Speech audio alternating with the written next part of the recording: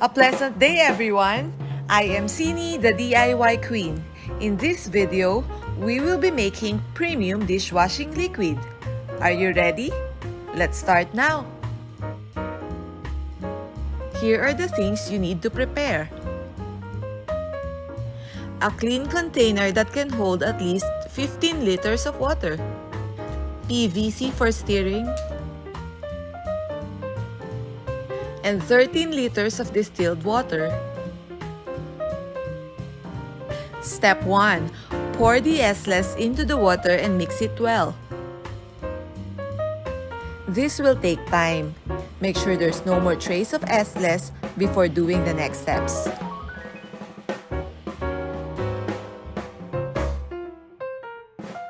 Step 2.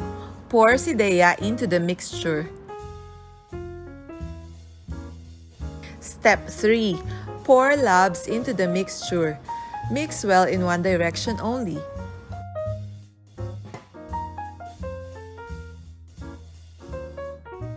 Step 4.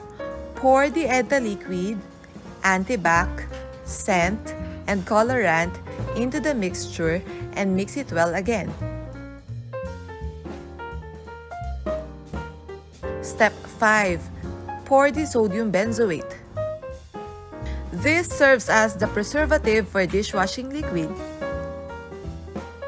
It helps prolong the shelf life of the product and it prevents the product from losing its fragrance.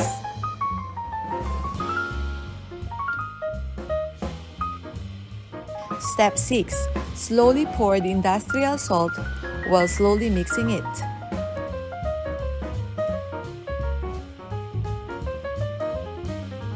You'll notice that while the salt is being dissolved in the mixture, the dishwashing liquid's viscosity is becoming thicker and heavy.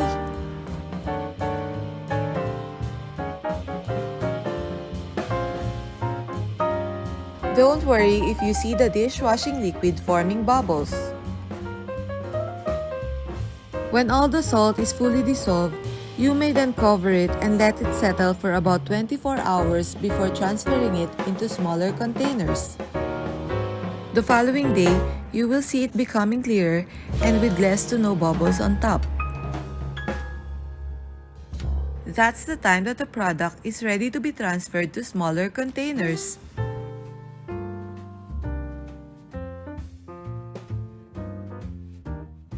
Share this video so we can help more queens learn new things that they can use whether for personal or for business.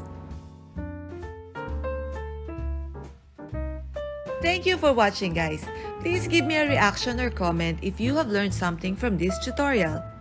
Or if you have any suggestions or comments on what you want us to do on our next videos, please let me know and I'll do it for you. Again, I am Sinnie, the DIY Queen. God bless everyone!